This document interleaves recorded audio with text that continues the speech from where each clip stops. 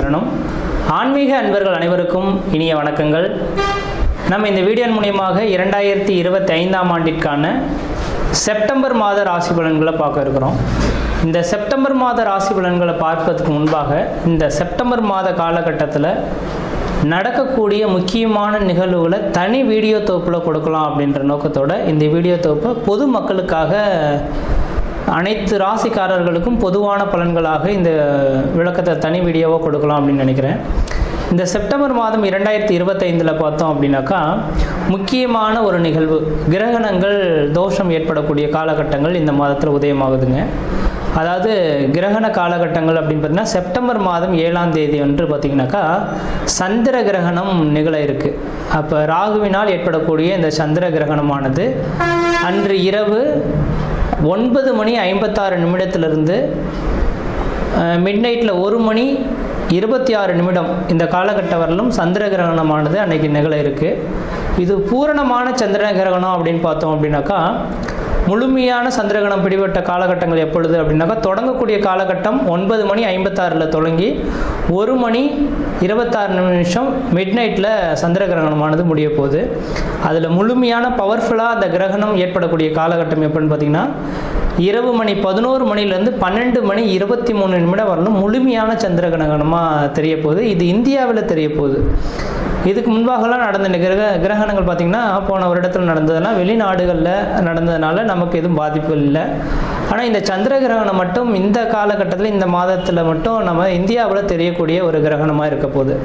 அப்போ இந்தியாவில் நடக்கக்கூடிய இந்த கிரகணமாக இருக்கிறதுனால பொதுமக்கள்கள் கொஞ்சம் கவனமாக இருக்கக்கூடிய ஒரு காலகட்டங்கள் அப்படின்ற சொல்லலாம். எப்போல்லாம் கிரகண தோஷங்கள் ஏற்பட போகுதோ, எந்த இடத்தில் நிகழுதோ, அதாவது எந்த நாடுகளில் நிகழுதோ அந்த நாடுகளுக்கு ஒரு சில பாதிப்புகள் வரும்ன்றீங்க.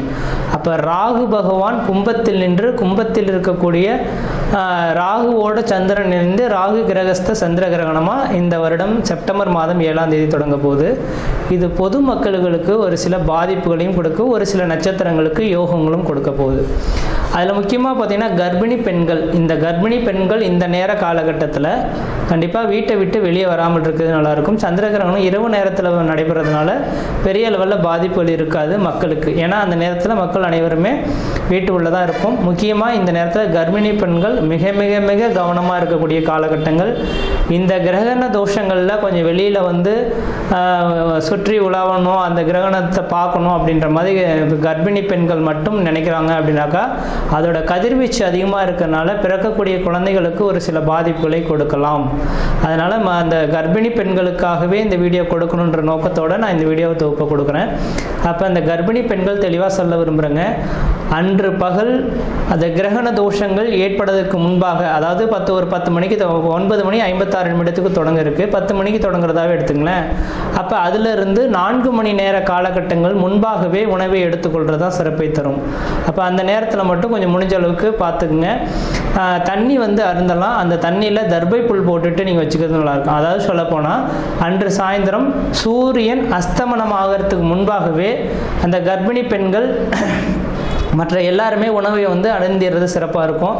அதுக்கு 6 மணிக்கு பிறகு பார்த்தீங்க அப்படின்னாக்கா உணவு சாப்பிடக்கூடாது. அப்போ சாப்பிட்டோம் அப்படின்னாக்கா செரிமான பிரச்சனைகள் ஏற்படலாம். இது சந்திரனால் ஏற்படுறதுனால உணவு சம்மந்தப்பட்ட உணவினால தான் பாதிப்புகள் அதிகமாக வரதுக்கு வாய்ப்புகள் இருக்குது. அதனால் 6 மணிக்கு பிறகு எந்த ஒரு உணவுப் பொருட்களும் நீங்கள் எடுத்துக்கொள்ளக்கூடாது. அடுத்து தண்ணீர் மட்டும் வேணால் தாகம் இருந்தால் அதை தர்பை புல்லை மட்டும் போட்டு வச்சுட்டு அந்த தண்ணியை மட்டும் பயன்படுத்திக்கலாம் அப்போது தேவை இருந்தால் மட்டும். இல்லையேல் அன்றைய நைட்டு முழுவதும் கொஞ்சம் முடிஞ்ச அளவுக்கு எல்லா உணவுப் பொருட்களையும் தவிர்த்து கொள்வது சிறப்பை தருன்றவிதிங்க. வெளியில் வந்து சுற்றி உலாவறதை கொஞ்சம் குறைச்சி கொள்வது சிறப்பை தரும். அனைத்து மக்கள்களுமே தெளிவாக சொல்ல வரங்க, எல்லாருமே இப்போ வந்து நவீன காலங்கள் வந்துருச்சு இல்லைங்களா. இப்போ சந்திர கிரகணத்தை பார்க்கணும் அப்படின்ற நோக்கத்தோட மக்கள் பார்த்தோம் அப்படின்னாக்கா அந்த வீடியோ தொகுப்புலாம் கொடுத்துருப்பாங்க, சென்னையெல்லாம் ஏற்பாடு செய்திருப்பாங்க, பார்க்க இருப்பாங்க. அது முடிஞ்ச அளவுக்கு பார்த்தீங்க அப்படின்னாக்கா நான் குறிப்பிட்ட நட்சத்திரக்காரங்கள் மட்டும் அந்த மாதிரியான தொகுப்புகளுக்கு போகாமல் இருக்கிறது தான் விசேஷத்தை கொடுக்கும். அதாவது கும்ப வீட்டில் நடக்க இருக்குது. இந்த கும்ப வீட்டில் இருக்கக்கூடிய சதயம், பூரட்டாதி, உத்திரட்டாதி, சதயம், பூரட்டாதி, உத்திரட்டாதி இந்த 3 நட்சத்திரக்காரர்களும் புனர்பூசம், விஷாகம் மொத்தம் இந்த 5 நட்சத்திரக்காரர்களும் கம்பல்சரி வெளியில் வராமல் இருந்துக்குங்க. கர்ப்பிணி பெண்கள் எப்படி இருக்கணுமோ அதே போல் சதயம், பூரட்டாதி, உத்திரட்டாதி, புனர்பூசம், விஷாகம் இந்த 5 நட்சத்திரக்காரர்களும் கர்ப்பிணி பெண்களும் அந்த நேர காலகட்டத்தில் வெளியில் வராமல் இருக்கிறது தான் சிறப்பை தரும். அவர்களுக்கு முழுமையான அந்த ஏன்னா அதோட அவங்களோட 1-5-9 அதோட கனெக்டிவிட்டியில் தான் இந்த ராகு கிரகஸ்த சந்திர கிரகணமானது தொடங்க இருக்குது. அதனால் இந்த நபர்களுக்கு மட்டும் பாதிப்புகள் அதிகமாக இருக்கும். இவர்கள் வெளியில் வராமல் இருக்கிறது விசேஷத்தை கொடுக்கும். மற்ற நபர்கள் வெளியில் போகலாம். அதே போல் வயது மூத்தவர்கள் 60 வயதுக்கு மேற்பட்ட நபர்களும் வெளியில் வராமல் இருக்கிறது விசேஷத்தை கொடுக்குன்ற விதிங்க. இது அப்போ அந்த நேர காலகட்டத்தில் இந்த கிரக காரத்துவம் பெரிய லெவலில் பாதிப்பை தராத மாதிரி உங்களுக்கு தெரியலாம். அந்த கிரகண தோஷங்கள் ஏற்பட்டு அடுத்த 40 நாட்களுக்கு பிறகு தான் அதோட பாதிப்புகள் கொஞ்சம் அதிகரிக்கிறத பார்க்க முடியும். இப்போ உடல் ரீதியான தொந்தரவுகளை ஏற்படுத்தலாம். உணவு குழாய் சம்பந்தப்பட்ட பிரச்சனைகள் இந்த நபர்களுக்கு வரலாம். அதனால் கொஞ்சம் கவனமாக இருங்க. இந்த நட்சத்திரக்கு நான் சொன்ன இந்த 5 நட்சத்திரக்காரர்களும் மறுநாள் பார்த்தீங்க அப்படின்னாக்கா காலையில் எழுந்து பச்சை தண்ணியில் குளிச்சுட்டு விநாயகர் கோயிலுக்கு போயிட்டு அர்ச்சனை பண்ணிட்டு வர்றது விசேஷத்தை கொடுக்குங்க. ஏன்னா ராகு கேதுவின் கண்ட்ரோலை பண்ணக்கூடிய சக்தி விநாயகர் பெருமானுக்கு மட்டுமே உண்டு. அப்போ மறுநாள் செப்டம்பர் 7ஆம் தேதி நைட்டு இந்த கிரகணம் தொடங்க இருக்குது. செப்டம்பர் 8ஆம் தேதி அன்று பார்த்தீங்க அப்படின்னாக்கா விநாயகர் கோயிலுக்கு போயிட்டு குளிச்சுட்டு நல்லெண்ணெய் தீபம் போட்டு வழிபாடு செய்துட்டு வந்தீங்க. இந்த 5 நட்சத்திரக்காரர்கள் வழிபாடு செய்துட்டு வந்தால் இதனால் தோஷங்களை கண்ட்ரோல் பண்ணக்கூடிய சக்தி விநாயகருக்கு உண்டு. ஏன்னா ராகு கேதுவின் 2 கிரகத்தையுமே அடக்கக்கூடிய சக்தி இந்த விநாயகருக்கு இருக்கிறதுனால அவரோட சொல்லுக்கு கட்டுப்படுறதுனால இந்த 5 நட்சத்திரக்காரர்களும் வழிபாடு செய்து கொள்வது மிகப்பெரிய விசேஷத்தை கொடுக்குன்ற விதிங்க. அதே வேளையில் மற்ற ராசிக்காரர்கள் பெரிய லெவலில் பாதிப்புல எதுவும் தடாதுன்ற விதிங்க. அது இந்த கிரகணம் தொடங்கிடுச்சு அப்படின்னாவே அடுத்த அந்த இப்போ ஒவ்வொரு கிரகணமும் பார்த்தீங்கன்னாக்கா லாஸ்ட் இயர்லாம் 2-3 கிரகணங்கள் தொடங்கினது. ஆனால் இந்தியாவில் தெரியலை, அதனால் நமக்கு பாதிப்பு இல்லை. அப்போ எந்த நாடுகளில் கிரகணம் ஏற்படுதோ அந்த நாடுகள் கிரகணம் தொடங்கி அடுத்த கிரகண தோஷங்கள் உண்டாகக்கூடிய காலகட்டம் வரலும் ஒரு சில பாதிப்புகளை கொடுக்கும்.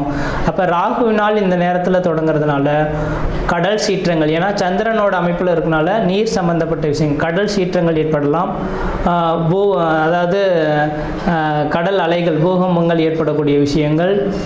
அதே போல் பார்த்தீங்கன்னாக்கா அந்த நெருப்பினால் பாதிப்பு, விமான விபத்துக்கள், இது மாதிரியான ஒரு சில பாதிப்புகள் ஏற்படுத்துறதுக்கான வாய்ப்புகள் உண்டு. மக்கள் அதுக்கு பின்னர் பார்த்தீங்க அப்படின்னாக்கா முக்கியமாக அடுத்ததாக மழை காலங்களும் தொடங்க இருக்குது இல்லைங்களா.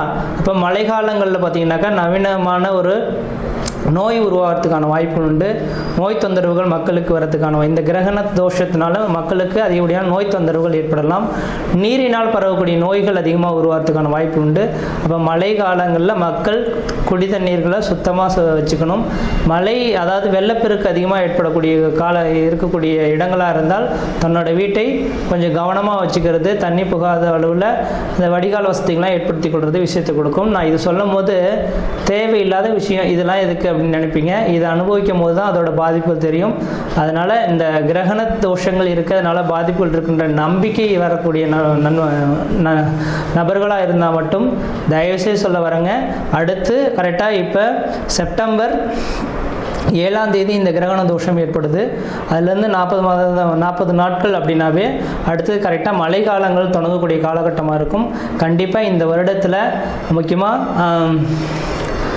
நவம்பர் டிசம்பர் காலகட்டத்தில் அதிகப்படியான மழைப்பொழிவுகளும் சீற்றங்களும் அதிகரிக்கிறதுக்கான வாய்ப்புகள் இருக்குது. மக்கள் கவனமாக இருக்குங்க. அதுக்காக தான் இந்த வீடியோ தொகுப்பு கொடுத்துருக்கேன். மற்ற விதத்தில் எந்த விதத்தையும் தோஷங்கள் பாதிப்பு கிடையாது. தெளிவாக சொல்லக்கூடிய கருத்துக்கள் கர்ப்பிணி பெண்களும் சதயம், பூரட்டாதி, உத்திரட்டாதி, புனர்பூசம், விசாகம் இந்த 5 நட்சத்திரக்காரர்களும் கிரகண தோஷத்தன்று கொஞ்சம் வீட்டை விட்டு வெளியே வராமல் இருங்க. இரவு பார்த்திங்கன்னா 9 மணி 56 நிமிஷத்துக்கு தொடங்கி நள்ளிரவு 1 மணி 26 நிமிஷத்துக்கு முடிய இருக்குது. அது முழுமையான சந்திரகிரகணம் அடையக்கூடிய காலகட்டம் 11 மணிலேருந்து 12 மணி 23 நிமிடம் வரலும் இருக்குது. இந்த நேர காலங்களில் வெளியில் வராமல் இருங்க. உணவுப் பொருட்கள் எந்த ஒரு உணவுப் பொருட்களும் எடுத்துக்கொள்ள வேண்டாம். மறுநாள் காலையில் குளிச்சுட்டு விநாயகர் கோயிலுக்கு போய்ட்டு விளக்கு போட்டிருந்தாவே இந்த தோஷங்கள் ஓரளவுக்கு கட்டுக்குள் வரும்ன்ற விதிங்க. மற்ற விதத்தில் யாருக்கு யாருக்கும் எல்லோரும் தோஷம் கிடையாது. நம்ம இந்த வீடியோ மூலமாக 2025ஆம் ஆண்டிற்கான செப்டம்பர் மாத ராசி பலன்களை பார்க்க இருக்கிறோம். குறிப்பாக இந்த வீடியோவானது பார்த்தோம் அப்படின்னாக்கா தனுசு ராசி அன்பர்களுக்கான வீடியோ. இந்த தனுசு ராசி அன்பர்களுக்கு இந்த செப்டம்பர் மாத கிரகங்களை ஆரம்பிது உங்களுடைய ராசிநாதன் தனக்கு 7ஆம் இடத்துலேருந்து உங்கள் ராசியை பார்க்கறது மிகப்பெரிய ஒரு அதிர்ஷ்டத்துக்கான அமைப்பு அப்படின்றீங்க. இந்த அதிர்ஷ்டத்தை காத்துறதுக்காக தான் பல்லாண்டு காலம் நீங்கள் காத்துட்டு இருந்ததா அர்த்தம் அப்படின்றீங்க. உண்மையான சொல்ல போனால் இந்த தனுசு ராசி அன்பர்களின் வாழ்க்கை நிகழ்வுகளை எதிர்பார்க்கும் போது கடந்த 7 வருட காலகட்டங்கள் சொல்லனா துயரங்களை சந்தித்த நபர்களில் இந்த தனுசு ராசி அன்பர்களும் ஒருவர் என்று சொல்லலாம். ஒருவன் மட்டும் சொல்லிட முடியாது, அனுபவிச்ச உங்களுக்கு மட்டும்தான் இதோட வழியின் வேதனைகள் புரிகின்றீங்க. கடந்த ஒரு 7 வருட காலமாகவே குடும்பத்தில் மன நிம்மதி கிடையாது, மன சந்தோஷம் கிடையாது. எது செய்தாலும் தடை, தாமதங்கள், வம்பு வழக்குகள், சட்ட சிக்கல்கள், மன நிம்மதி குறைகிறது, பொருளாதார நெருக்கடிகள், கடன் சொல்லக்கூடிய அமைப்புகள், சொந்த பந்தத்தினால பிரச்சனைகள், முக்கியமாக நிரந்தரமான வேலை இல்லாமல் தடுமாறக்கூடிய அமைப்புகள். ஒரு மனிதனுக்கு நிரந்தரமான வேலை இருந்தால் தான் இந்த உலகத்தில் அந்த மனிதன் மதிக்கப்படுவான். ஒரு வேலை இல்லை, அதன் மூலிமா வருமானம் இல்லைன்னா இந்த உலகத்தில் செல்லா காசாக செயல்படுவான்ற விதிங்க. அந்த விதிகள் அனைத்துமே இந்த தனுசு ராசி என்பவர்களுக்கு கடந்த 7 வருட காலமாக நடந்து முடிஞ்சிருச்சுன்ற விதிங்க. அதனால் இனிமேலுக்கு 7 வருடம் அந்த முன்ஜென்ம கர்மாவின் பலன்களை அனுபவிச்சிட்டிங்க. ஏன்னா 7 சனி காலகட்டத்தில் தான் ஒரு மனிதன் பிறவி பயனின் பலன்களை அனுபவிக்கிறான்ற விதிங்க. முன் ஜென்மத்தில் நாம் என்ன செய்தோமோ அதுக்கான தண்டனைகள் அனுபவிக்கிறதுக்காக தான் இந்த உலகத்தில் இந்த ஜென்மமே நம்ம எடுத்திருக்கோம்.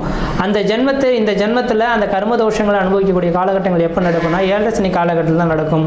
அந்த 7 சனி காலகட்டத்தில் இந்த தனுசு ராசிக்காரர்கள் அனைத்தையும் அனுபவிச்சு முடிச்சுட்டீங்க. இனிமேல் உங்களோட வாழ்க்கையில் எந்த விதத்திலையும் புதுசாக ஒரு கர்மங்கள் செயல்கள் ஏற்படுறதுக்கான வாய்ப்புகள் கிடையாது. நீங்கள் இனிமேல் எது செய்தாலும் தொட்டதெல்லாம் தொடங்கக்கூடிய காலகட்டங்கள், நினைச்சதெல்லாம் சாதனை பண்ணக்கூடிய காலகட்டங்கள், குடும்பத்தில் சுப நிகழ்வுகளும் சுபகாரியங்களும், அழியா சொத்து சேர்க்கையும், வீடு மனை வாசல் வாங்குவது, கட்டுவது, குடிபெயர்ந்து, குலதெய்வத்துக்கு செய்ய வேண்டிய சடங்குகள் செய்கிறது, இது மாதிரியான சுப நிகழ்வுகள் செய்யக்கூடிய ஒரு காலகட்டம் தொடர ஆரம்பிச்சிருச்சுன்னு விதிங்க.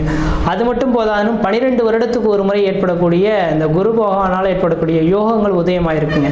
அப்போ நான் என்ன தெளிவாக தொடர்ச்சியாகவே ஒவ்வொரு வீடியோ தொகுப்புலையுமே சொல்லிட்டு வந்துட்டு இருக்கிறது என்னன்னாக்கா, தனுசு ராசி அன்பர்கள் கடந்த கால வாழ்க்கையை நினச்சி நீங்கள் இனிமேல் கஷ்டப்படாதீங்க.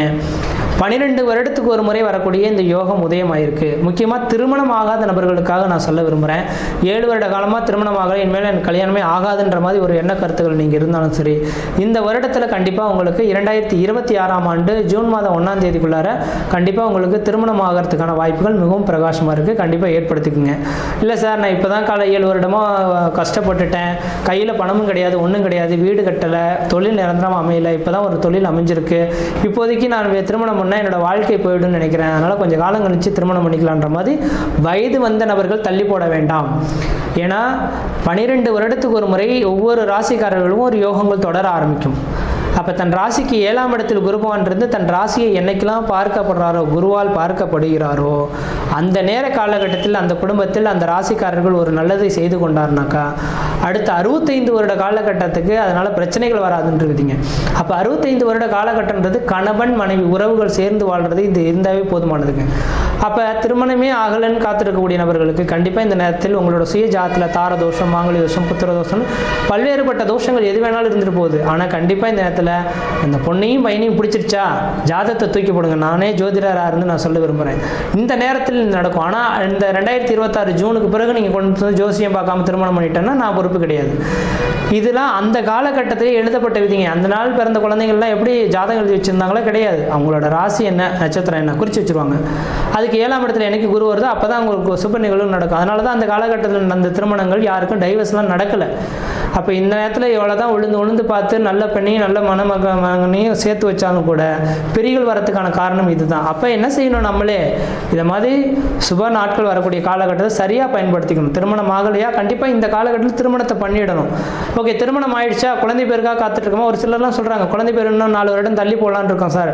கண்டிப்பாக கூட இந்த நேரத்தில் ஒரு கருத்தறி உதயம் ஆயிடுச்சு அப்படின்னாக்கா அந்த செல்வத்தினால, குழந்தை செல்வத்தினால உங்களோட பேர் புகழ் கௌரவம் உருவாகக்கூடிய காலகட்டம் உருவாகும்.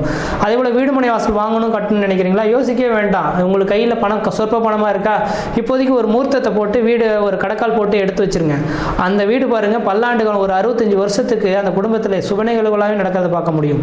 அந்த குடும்பத்தில் நிம்மதியாக வாழ்கிறத பார்க்க முடியும், சண்டை சச்சரவு இல்லாமல் பார்க்கறது முடியும். அப்போ இந்த மாதிரியான யோகங்கள் உருவாகனால இந்த தனுசு ராசிக்காரர்கள் தெளிவாக சொல்ல விரும்புகிறேன், உங்கள் குடும்பத்தில் ஏதோ ஒரு சுப நிகழ்வுகளை இந்த மாதத்தில் கம்பல்சரி ஏற்படுத்திக்கிங்க. அப்படி விட்டாலும் 2026 ஜூனுக்குள்ளார ஒரு நல்ல சுப நிகழ்வுகளை ஏற்படுத்திக் கொள்ளுங்க. திருமணமாகாத நபர்கள் கண்டிப்பாக திருமணம் ஆக போகுது. குழந்தை இல்லாத நபர்கள் குழந்தை உருவாக போகுது.